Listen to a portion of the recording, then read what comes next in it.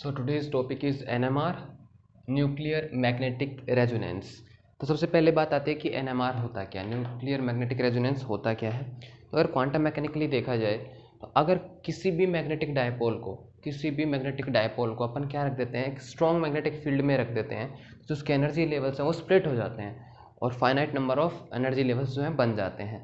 तो splitting of energy level of magnetic dipole on putting in external magnetic field is called NMR, nuclear magnetic resonance. अब होता क्या है, energy level split हो रहे हैं, उसके बाद NMR बेसिकली किस तरीके से काम करता है उस पर बात करने से पहले अपन बेसिक चीज़ें समझते हैं। देखो, अगर एक करंट लूप है, कोई भी एक लूप है ना, इसके अंदर करंट ऐसे फ्लो हो रहा है, तो क्या होता है, अपन अंगूठा घुमाते हैं और अपने को क्या मिल जाता है, मैग्नेटिक मोमेंट म्यू। कैसे निकालते हैं, इलेक्ट्रोडायनेमिक्स के अंदर पढ़ते हैं ना, I इंटू ए। यहाँ पे ये I क्या होता है, करंट होता है, ए क्या होता है, एरिया होता है। अपने को डायरेक्शन कैसे मिलती है, राइट हैंडेड सिस्टम से, जो राइट हैंड की जो फिंगर्स उनको कवर करते हैं, तो थंब क्या बताता है, डायरेक्शन को बताता है। तो मैग्नेटिक मोमेंट हो गया, ठीक है, ये सिंपल कॉन्सेप्ट है। अब अपने न्यूक्लियस में क्या होते हैं, न्यूक्लियॉन्स होते हैं। न्यूक्लियॉन्स का मतलब प्रोटॉन और न्यूट्रॉन, और क्वांटम मैकेनिकली माना जाता है कि उनकी कुछ ना कुछ स्पिन होती है। तो जैसे मैं अगर प्रोटॉन की बात करूं, तो प्रोटॉन को क्या मान सकता हूं मैं, एक सॉलिड स्फेयर मान सकता हूं, है ना, एक स्फेयर ज्यूम कर सकते हैं, प्रोटॉन है। अब प्रोटॉन है तो इस पूरे पे चार्ज डिस्ट्रीब्यूटेड है स्फेयर पे, तो इसके अंदर इस तरीके के बहुत सारे लूप बन जाएंगे। जैसे मान लो, अरे इन सरफेस पे चार्ज क्या है, चार्ज डिस्ट्रीब्यूटेड है इस तरीके से। टोटल चार्ज कितना होता है प्रोटॉन पे, 1.6 इंटू 10⁻⁻19 कूलम। तो ये जस्ट कॉन्सेप्ट है समझने के लिए कि सरफेस पे क्या चार्ज है। तो जब ये घूम रहा है, तो जब स्पिन करेगा तो ऐसे बहुत सारे लूप बनाएगा ना, ये देखो, यहाँ लूप, यहाँ लूप, ऐसे बहुत सारे लूप बनेंगे। और ये सारे लूप जो करंट लूप बन गए, एक करंट लूप कॉन्स्टिट्यूएंट करेंगे, मिलकर बनाएंगे क्या, मैग्नेटिक मोमेंट। और अगर अपन एक जनरली बात करें तो प्रोटॉन के लिए जो मैग्नेटिक मोमेंट होता है वो कितना होता है, 2.79 into mu B. Mu B क्या है, अपना बोर मैग्नेटॉन, बोर मैग्नेटॉन। अच्छा, अब आपको पता है मैग्नेटिक डायपोल को जब भी अपन रखते हैं तो उसके ऊपर एक क्या लगता है, टॉर्क लगता है। ईडी के अंदर बस अपन एम से डिनोट कर देते हैं ना, इलेक्ट्रोडायनेमिक्स पढ़ा है ना आपने, एम से डिनोट करते थे इसको, यहाँ पे म्यू से कर रहे हैं, ठीक है। हाँ, तो टॉर्क लगता है, और ये टॉर्क किस तरीके से लगता है, ये इस तरीके से लगता है कि मैग्नेटिक जो डायपोल है उसको अलाइन कर ले, या तो पैरेलल कर ले, या तो क्या कर ले, पैरेलल बना ले, या फिर क्या बना ले, एंटी पैरेलल बना ले। ठीक है, यही होता है, ठीक है। तो देखो अब क्या हो रहा है, यहाँ पे एक मैग्नेटिक फील्ड अप्लाइड है। मैग्नेटिक फील्ड RF फील्ड है, ये रेडियो फ्रिक्वेंसी फील्ड है, मतलब टाइम के साथ चेंज हो रहा है एक वेव, और इस तरीके से इस प्लेन के अंदर है ना, यूं यूं है ये वेव। देखो मैंने जो एरो हैं थोड़े इंक्लाइंड बनाए हैं। तो क्या होगा, देखो ये इसका मैग्नेटिक मोमेंट था, प्रोटॉन का कुछ भी था जो। अब जब मैग्नेटिक फील्ड इस तरफ है तो ये किस तरफ अलाइन होने की कोशिश करेगा, इस तरफ। लेकिन इतने में क्या होगा, फील्ड की जो है हाफ वेव चेंज हो जाएगी, तो वापस से पीछे की तरफ, पहले आगे की तरफ और फिर पीछे की तरफ। तो बेसिकली ये यूं क्या करेगा, प्रिसेशनल मोशन स्टार्ट कर देगा। क्या स्टार्ट कर देगा, प्रिसेशनल मोशन। तो जो प्रोटॉन है वो क्या स्टार्ट कर देता है, प्रिसेशनल मोशन स्टार्ट कर देता है about the axis of its spin. जिस जिस एक्सिस के अबाउट स्पिन कर रहा है, वो जो एक्सिस है वो क्या करने लग जाती है, प्रिसेशनल मोशन स्टार्ट कर देती है RF फील्ड की वजह से। तो बेसिकली NMR में होता क्या है, NMR में क्या होता है कि भैया अपना जो भी है न्यूक्लियस की जो आप बात कर रहे हो, मटेरियल है, जो सैंपल था उसको रखते हैं अपन किसके अंदर, स्ट्रॉन्ग मैग्नेटिक फील्ड के अंदर। और स्ट्रॉन्ग जो मैग्नेटिक फील्ड होता है ये कैसा होता है, स्टैटिक होता है। स्टैटिक का मतलब टाइम के साथ चेंज नहीं होता है। उसके बाद अप्लाई क्या किया जाता है, RF फील्ड अप्लाई किया जाता है, RF रेडियो फ्रीक्वेंसी, एक ब्रॉड स्पेक्ट्रम जो है अप्लाइड किया जाता है, ब्रॉड स्पेक्ट्रम।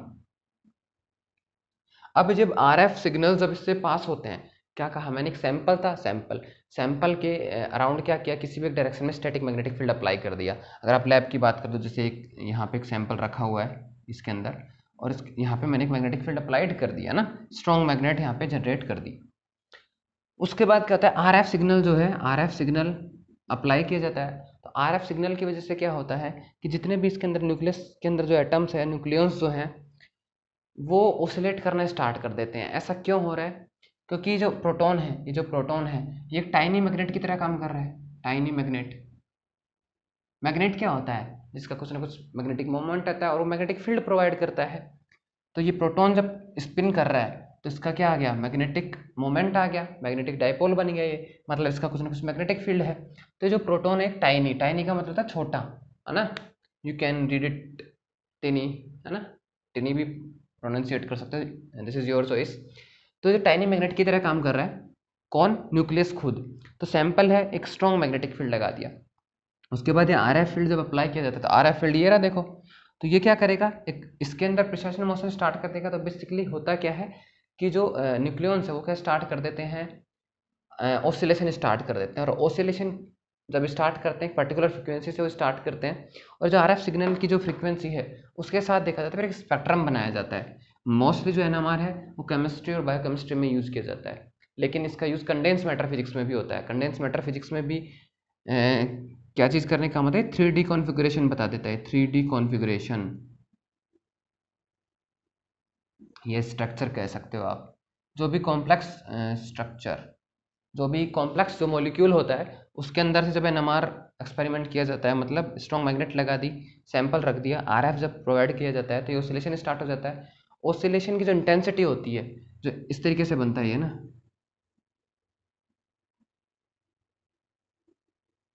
तो ये इंटेंसिटी है, ये जो क्या है इंटेंसिटी। तो इंटेंसिटी मैक्सिमम कब होती है? जब रेजोनेंस की कंडीशन आने लग जाती है। तो इन पीक्स को मेजर किया जाता है और उसके बाद क्या किया जाता है? एनएमआर का एक कर्व जो ड्रॉ किया जाता है, एक 3D इमेज बन जाती है, 3D कॉन्फ़िगरेशन आ जाता है कि स्ट्रक्चर कैसी होगी, किसी भी मॉलिक्यूल की स्ट्रक्चर कैसी होगी। दूसरा, एनएमआर का यूज़ किया जाता है, मेडिकल एप्लीकेशन भी है। एमआरआई, एमआरआई सुना होगा ना,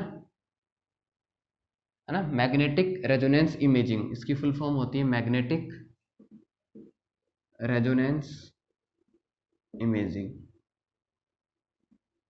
वैसे भगवान इसकी ज़रूरत कभी ना पड़े, लेकिन ये मेडिकल एप्लीकेशन है और नाम तो सुना ही होगा एमआरआई। तो इसमें भी क्या होता है, वो स्ट्रॉन्ग मैग्नेट जो है, एक मशीन होती है, इमेज देख लेना इंटरनेट पे, लिटा देते हैं, अंदर डाल देते हैं भाई, तो स्ट्रॉन्ग मैग्नेटिक फील्ड जो है जनरेट किया जाता है। और वो मैग्नेटिक फील्ड इसी तरीके से काम करता है एनएमआर के कॉन्सेप्ट के ऊपर। और जितने भी अपने ऑर्गन्स हैं, है ना, जैसे ब्रेन की एमआरआई हो रही है तो जितने भी अपने ऑर्गन्स हैं उनकी एक इमेज डाल देते हैं। तो बेसिकली कैंसर के जो ट्यूमर होते हैं उनका पता लगाने के लिए भी देखा जाता है यार ट्यूमर किस तरीके से ग्रोथ कर रहा है, सारी चीज़ें जो है एमआरआई से पता लगाई जा सकती हैं। ठीक है, तो बेसिक कॉन्सेप्ट हो गई न्यूक्लियर मैग्नेटिक रेजोनेंस की, कि हो क्या रहा है, अपना जो सैंपल उसको स्ट्रॉन्ग मैग्नेटिक फील्ड में रखा जाता है और उसके बाद आरएफ जो है अप्लाइड किया जाता है। तो वो क्या स्टार्ट कर देते हैं, ऑसिलेशन स्टार्ट कर देते हैं एक पर्टिकुलर फ्रीक्वेंसी से, और फिर एक स्पेक्ट्रम जो आता है, तो जो पीक्स होती हैं, ये पीक्स डिसाइड करते हैं कि उसका स्ट्रक्चर जो है किस तरीके को, इन पीक्स का क्या किया जाता है, एनालिसिस किया जाता है। क्योंकि हर एक न्यूक्लियस की जो ये पीक्स आएंगे, हर एक न्यूक्लियस के लिए क्या होंगी, अलग अलग होंगी। ठीक है, हाँ, तो पता लगा लिया जाता है कि जो कॉम्प्लेक्स मॉलिक्यूल है इसके अंदर क्या है, किस तरीके से क्या स्ट्रक्चर इसकी है, और वो भी कैसे 3D स्ट्रक्चर। ठीक है, अब मैंने क्या कहा था कि एनर्जी जो है स्प्लिट हो जाती है, वो एनर्जी किस तरीके से स्प्लिट होती है उसकी बात करते हैं अपन, है ना। तो आपको पता है एनर्जी जब इंटरेक्ट करता है मैग्नेटिक, सॉरी, जो मैग्नेटिक मोमेंट जब इंटरेक्ट करता है तो एनर्जी किससे देते हैं अपन, U equals to minus mu dot B से, इसी से देते हैं। अच्छा, अब अपन मैग्नेटिक मोमेंट लिखता हूँ मैं, ये जो है magnetic moment gamma into H cut I. अब ये रिलेशन कहाँ से आया, ये जो गामा है ये है जायरो मैग्नेटिक रेशियो, क्या है, जायरो मैग्नेटिक रेशियो। अच्छा, अब कुछ बुक्स के अंदर ये आपको एच कट आई की जगह एच कट एस भी मिल सकता है। तो बेसिकली ये क्या है, स्पिन एंगुलर मोमेंटम है, स्पिन की वजह से, है ना, स्पिन एंगुलर मोमेंटम है जायरो मैग्नेटिक रेशियो। और ये क्या है, मैग्नेटिक मोमेंट। अब तो आपको पता चल गया होगा क्या है ये, अभी भी नहीं पता चला तो देखो, जायरो मैग्नेटिक रेशियो क्या होता है, वहाँ जी से डिनोट कर देते हैं, हाँ मैंने गामा से डिनोट किया है, म्यू अपॉन जे। मैग्नेटिक मोमेंट और एंगुलर मोमेंटम का रेशियो क्या होता है, जायरो मैग्नेटिक रेशियो। तो यहाँ पे जो एंगुलर मोमेंटम है, एंगुलर मोमेंटम किससे रिप्लेस हो गया है, स्पिन एंगुलर मोमेंटम से। और एच कट एस भी लिख सकते हैं, कुछ बुक्स के अंदर एच कट आई डिनोटेड होता है, तो ये कुछ ज़्यादा मैटर की बात नहीं है। तो ये एक इक्वेशन जो है जो आपको याद रखनी है, gamma into H cut I, mu equals to magnetic moment equals to. ठीक है, अच्छा, अब इंट्रैक्शन करेगा तो यू इक्वल्स टू, ये मैं मिटा लेता हूँ, माइनस म्यू की जगह गामा गामा एच कट आई, और मान लो ये जो भी मैग्नेटिक फील्ड है इसको आप जो भी मानना चाहो, जैसे मैं बी नॉट ले लेता हूँ, ठीक है, स्टैटिक मैग्नेटिक फील्ड है। अब ये क्या है, स्पिन है, और स्पिन की जो वैल्यूज हैं, या फिर इसको आप इस तरीके से डिनोट करते हो, इसकी टोटल जैसे एस लिखते हो तो टोटल स्टेट कितनी पॉसिबल होती है, 2s+1। कैसे निकालते हैं, जनरल स्पिन कितनी होती है, हाफ होती है, तो हाफ और माइनस हाफ, ठीक है ना। बाकी वैल्यू कितनी ले सकता है ये, ऐसे -i+1 -i+2 dot dot dot कहाँ तक, i तक। जैसे अगर 2 हुआ तो कितनी वैल्यू लेगा, -2 -1 0 +1 +2। अब जैसे माइनस हाफ है, हाफ का क्या होगा, माइनस हाफ, और एक और जोड़ोगे तो माइनस हाफ प्लस हाफ कितना हो जाएगा, हाफ, तो दो ही वैल्यू आएंगी, है ना। तो वैसे भी देखो पॉसिबल स्टेट कितनी आ जाएंगी, 2 × 1/2 + 1, 2 स्टेट आएंगी, तो हाफ और माइनस हाफ। तो जनरली जितने भी मॉलिक्यूल्स होते हैं जिनके अंदर ओड नंबर ऑफ न्यूक्लियॉन्स होंगे, क्या होंगे, ओड नंबर ऑफ न्यूक्लियॉन्स, क्योंकि अगर इवन नंबर ऑफ न्यूक्लियॉन्स हुए तब तो कैंसल आउट कर देंगे ना स्पिन को। तो किसकी बात करें अपन, जिनके अंदर ओड नंबर ऑफ न्यूक्लियॉन्स होते हैं, जैसे नाइट्रोजन, ठीक है। हाँ, तो यहाँ पे स्पिन कितनी हो सकती है, जो वैल्यू है आई कितनी वैल्यू ले सकता है, -1/2 और +1/2। तो यहाँ से देखो दो एनर्जी लेवल आ जाएंगे। अगर मैं +1/2 लेता हूँ, +1/2 तो कितना जाएगा, -γ(h)B0। और अगर मैं -1/2 लेता हूँ तो माइनस माइनस प्लस हो जाएगा, γ(h)B0। तो आपका जो एनर्जी लेवल था,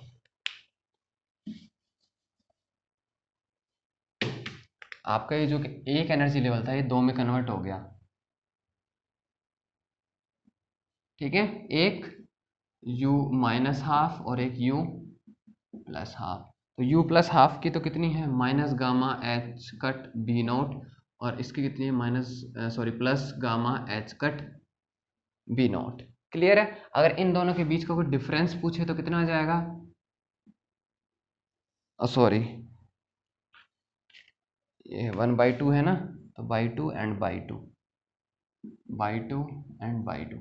तो इन दोनों का डिफरेंस कितना हो जाएगा, 2 टाइम्स करोगे तो कितना आ जाएगा, बेसिकली गामा, ये डेल u इक्वल्स γ(h)B0। तो क्या आ गया, जो दो एनर्जी लेवल स्प्लिट हुए, दो जो एनर्जी लेवल बने किसकी वजह से बने, मैग्नेटिक फील्ड की वजह से। तो क्या था NMR, कि जैसे ही आपने क्या रखा, सैंपल को मैग्नेटिक स्ट्रॉन्ग मैग्नेटिक फील्ड में रखा, तो उसके एनर्जी लेवल्स क्या हो जाते हैं, स्प्लिट हो जाते हैं। यही क्या है, मैग्नेटिक रेजोनेंस, यही क्या है, मैग्नेटिक रेजोनेंस। तो भैया यहाँ दो एनर्जी लेवल्स बन गए, क्यों, दो ही क्यों बने, पॉसिबल स्टेट दो ही क्यों आई, क्योंकि यू कितना, आई कितना था, हाफ था, तो -1/2 हो सकता है, +1/2 हो सकता है, दोनों के बीच का डिफरेंस कितना आ गया, γ(h)B0। क्लियर है। अच्छा, एनर्जी, अब एनर्जी क्या होता है, बेसिकली इक्वल टू h(ω)। तो एनर्जी डिफरेंस के लिए अगर मैं फ्रीक्वेंसी को ω0 डिनोट कर लूँ, तो यहाँ से कितना हो जाएगा, h(ω0) इक्वल्स टू γ(h)B0। इसका मतलब ω0 कितना आ जाएगा, γ(B0). इसका मतलब जो एनर्जी डिफरेंस की जो फ्रीक्वेंसी आ रही है, ट्रांजिशन फ्रीक्वेंसी भी कह सकते हैं आप इसको, वो किस पे डिपेंड कर रही है, स्टैटिक मैग्नेटिक फील्ड पे डिपेंड कर रही है। किस पे डिपेंड कर रही है, on the static magnetic field. तो ये हो गया अपना न्यूक्लियर मैग्नेटिक रेजोनेंस। अब इसी के अंदर आता है आगे इक्वेशन ऑफ मोशंस, और इनको ब्लॉच इक्वेशन भी कहते हैं। क्या कहते हैं, ब्लॉच इक्वेशन, है ना। हिंदी के अंदर ब्लॉक इक्वेशन भी लिखा हुआ मिल जाएगा CBH के अंदर, ठीक है। हाँ, ब्लॉक इक्वेशन। तो देखो ये इक्वेशन, ये क्या है, अपन जानते हैं rate of change in angular momentum is equals to torque. अरे भैया, dj/dt इक्वल्स टू टॉर्क होता है ना। तो जे क्या इतना, h कट आई, अरे ये जे ही तो था, μ/j इक्वल्स टू ज़ायरोमैग्नेटिक रेशियो। सो जे की जगह h कट आए। अच्छा, अगर आप यहाँ पे s यूज कर रहे हो तो यहाँ पे भी s ही यूज करना है, क्लियर है। और ये टॉर्क क्या होता है, m×b, तो μ×b टॉर्क हो गया। अच्छा, अब ये देखो μ=γ h कट आए, तो मैंने क्या किया, h कट आए की जगह कितना लिख सकता हूँ, μ/γ। गामा इस तरफ चला गया तो ये इक्वेशन आ गई। बोलो यहाँ तक कोई प्रॉब्लम हो तो नहीं है। अच्छा, अब magnetic moment per unit volume क्या होता है, मैग्नेटाइजेशन। इधर भी वॉल्यूम ले लो, इधर भी ले लो, तो μ/v इधर भी m हो जाएगा, इधर भी m हो जाएगा, मतलब मैग्नेटाइजेशन में कन्वर्ट हो गया ये। तो ये आ गई अपनी एक equation, and this is an important equation. इतनी इंपॉर्टेंट नहीं, इजी सा तो था ही, ठीक है। अब देखो, अभी फिलहाल मैं क्या नहीं ले रहा हूँ, लेटिस इंट्रैक्शन या थर्मल इफेक्ट नहीं ले रहा हूँ, उससे पहले की बात कर रहा हूँ। मैग्नेटिक फील्ड जो भी अपन स्टैटिक मैंने क्या कहा, स्टैटिक मैग्नेटिक फील्ड। स्टैटिक मतलब पर्टिकुलर फिक्स रहेगा वो, तो किसी भी डायरेक्शन में अगर मैं जेड डायरेक्शन में ले लेता हूँ तो क्या होगा, मैग्नेटाइजेशन किधर होगा, जेड डायरेक्शन में होगा, तो एम एक्स जीरो हो जाएगा, एम वाई जीरो हो जाएगा, और एम जेड को मैं फिक्स, क्योंकि मैग्नेटिक फील्ड क्या है अपना स्टैटिक है, तो इसको मैं एम नॉट ले लेता हूँ, और M equal to X I H होता है, दोनों को इसके बराबर शो करने के लिए मैंने सबस्क्रिप्ट नोट लगा ली। ठीक है, ये हो गया, क्योंकि मैग्नेटिक फील्ड स्टैटिक है, जेड डायरेक्शन में अगर मैंने ले लिया है तो एक्स और वाई में मैग्नेटाइजेशन नहीं होगा, और ये हो गया।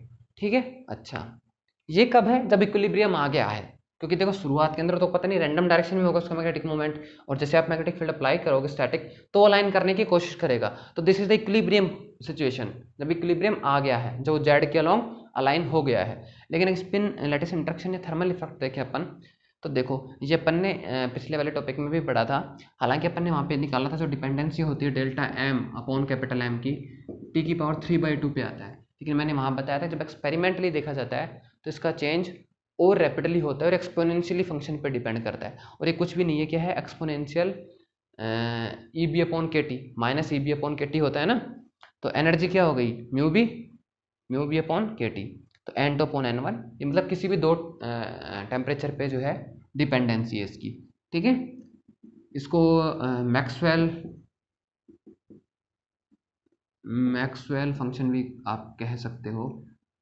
ठीक है, हाँ अब देखो ये तो हो गया, अब स्पिन लैटिस इंटरेक्शन या थर्मल इफेक्ट की बात करते हैं। ये शुरुआत के अंदर तो इक्विलिब्रियम था नहीं, इक्विलिब्रियम नहीं था मतलब जिसका मैग्नेटिक मोमेंट था किसी भी आर्बिट्रेरी डायरेक्शन में था, जैसे आपने मैग्नेटिक फील्ड जेड डायरेक्शन में लगाया तो अलाइन होने की कोशिश कर रहा है। ठीक है, कोशिश कर रहा है, हुआ नहीं है। ठीक है, तो देखो अब क्या है कि भैया जेड डायरेक्शन के अंदर अब ये बिल्कुल वैसे है, ये अज्यूम किया गया, ये क्या किया कि अज्यूम किया गया, और जो प्रैक्टिकल जो सिचुएशन थी उससे मैच कर जाती हैं। जैसे देखो अगर आपके रूम का टेम्परेचर कितना है, 30 डिग्री सेंटीग्रेड है, और अगर आप 100 डिग्री सेंटीग्रेड का वाटर रखते हो तो 100 से 90 डिग्री सेंटीग्रेड बहुत जल्दी हो जाएगा इन कंपेरिजन टू 40 डिग्री से 30 डिग्री, मतलब 40 से 30 आने में ज़्यादा टाइम लगेगा, लेकिन 100 से 90 आने में कम टाइम लगेगा, जबकि डिफरेंस दोनों का कितना है, 10 डिग्री। ऐसा क्यों हो रहा है, क्योंकि डिफरेंस ज़्यादा है भाई, जो सराउंडिंग है और उसके बीच का डिफरेंस ज़्यादा है। तो सेम चीज़ यहाँ होती है कि जो मैग्नेटाइजेशन चेंज हो रहा है किसकी तरफ शिफ्ट हो रहा है, इक्विलिब्रियम की तरफ। ये किस पर डिपेंड कर रहा है, डिपार्चर, डिपार्चर का मतलब डिफरेंस। तो ये एम नोट स्टैटिक सिचुएशन और ये एम जेड आर्बिट्रेरी सिचुएशन में जब इक्विलिब्रियम पे नहीं आता उस सिचुएशन में मान लो, तो इन दोनों का मतलब जितना ज़्यादा डिफरेंस होगा ये उतनी ही रेट जो है इसकी इक्विलिब्रियम की तरफ टेंड करने की ज़्यादा होगी। जैसे जैसे पास आता चला जाएगा, लाइन कर जाएगा, वैसे वैसे इसका मैं जो रोटेशन मान लो ये स्लो होता चला जाएगा। और ये T1 क्या है, T1 is called lattice relaxation time. क्या कहा मैंने, लैटिस रिलैक्सेशन टाइम। तो क्या कह रहे हैं कि जो ये रेट ऑफ चेंज है इन मैग्नेटाइजेशन जो इसको अलाइन कर रहा है, ये किस पे डिपेंड करेगा, किसके प्रोपोर्शनल होगा, on the departure from the equilibrium position. तो ये इक्विलिब्रियम पोजीशन और कितना डिपार्चर है, तो जितना ज़्यादा होगा उतनी रेट ज़्यादा हो जाएगी, प्रोपोर्शनल का मतलब यही होता है। और ये अपने कोई कांस्टेंट वैल्यू हो गई, ये डिपेंड करेगा कि मटेरियल कौन सा है, न्यूक्लियस कौन सा है।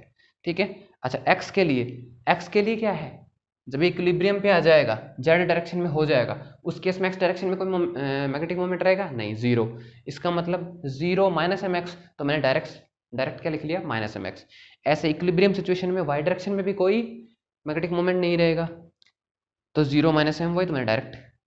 तो यहाँ पे आ गया 3 इक्वेशंस, 1 2 3। ठीक है, अच्छा तो ये टोटल इफेक्ट आ गया। ये इफेक्ट किसकी वजह से था, देखो इस इक्वेशन को, ये इफेक्ट किसकी वजह से है, टॉर्क जो लग रहा है मैग्नेटिक मोमेंट और एक्सटर्नल मैग्नेटिक फील्ड की वजह से है। ये किसकी वजह से, थर्मल इफेक्ट आ गया, स्पिन लैटिस इंट्रैक्शन आ गया। तो दोनों को कंबाइंडली जब आप लिख दोगे तो क्या बन जाएगा, ब्लोच इक्वेशन। क्या बन जाएंगी, ब्लोच इक्वेशन या ब्लोच इक्वेशन। ये मैं लिख देता हूँ।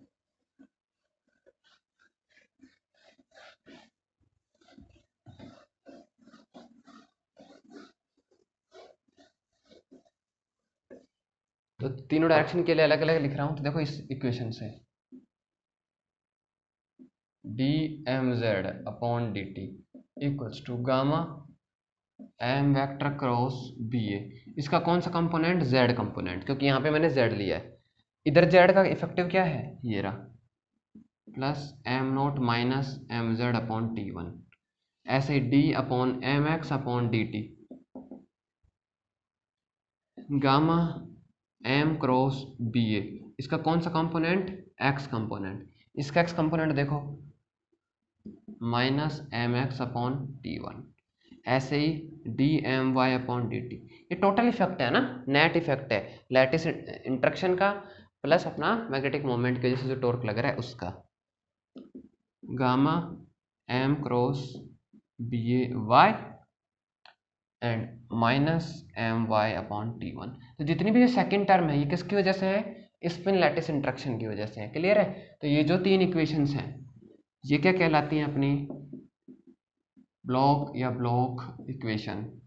ठीक है, अच्छा अब एक और जो है रिजल्ट निकलता है जो मैंने बताया कि जैसे जैसे ये डिफरेंस ज़्यादा होगा वैसे वैसे जल्दी आएगा और जैसे जैसे डिफरेंस कम होता चला जाएगा जो अलाइनमेंट की जो प्रोसेस है वो स्लो होती चली जाएगी।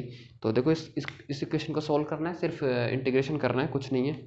तो ये तो हटा देता हूँ मैं अब, है ना।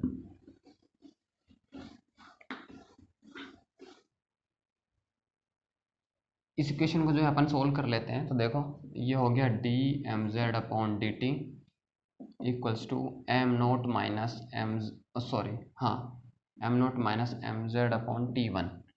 तो ये हो गया D M Z upon M note minus M Z equals to one upon T one D T, integration zero to M Z zero to T.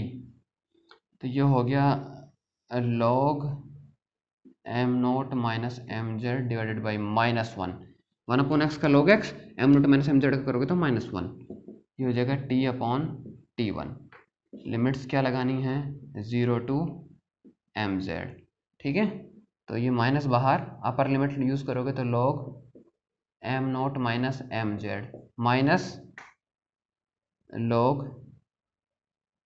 M Z zero रोक दोगे तो कितनी जगह लॉग एम नोट, और इस minus को अंदर लेके आओगे तो ये तो माइनस का और ये प्लस का, equals to T upon T one. Clear है? ठीक है, इसके बाद देखो इसमें इसको मैं क्या लिख सकता हूँ, log M naught divided by M note minus M Z equals to T upon T one, या फिर M naught upon M note minus M Z equals to exponential T upon T one.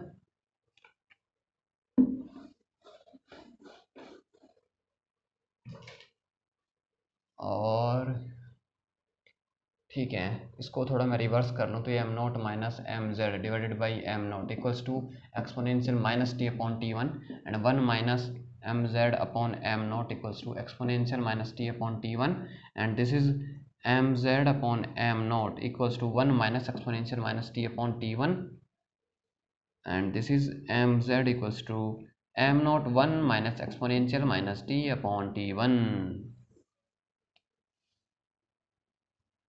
Clear है? तो देखो equation आ गई, किस तरीके से change होगा इसका ग्राफ मैं बनाता हूं। तो देखो कैसे बनेगा,